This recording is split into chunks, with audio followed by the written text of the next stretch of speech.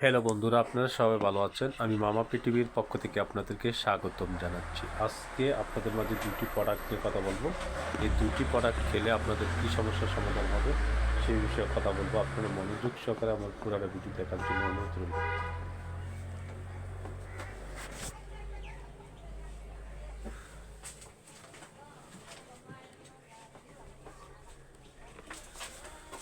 যেমন যাদের দীর্ঘদিন যাবৎ হাত পা চাবানি কামড়ানি আছে তাদেরকে বলছি নিয়মিত এই ওষুধ দুটা খাওয়ার জন্য।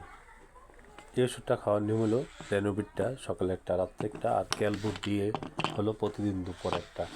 একটা না 1 থেকে 2 মাস খান।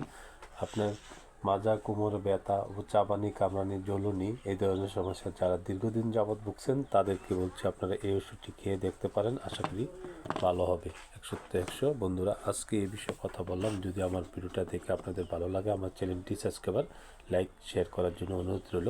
ভালো থাকবেন, সুস্থ থাকবেন।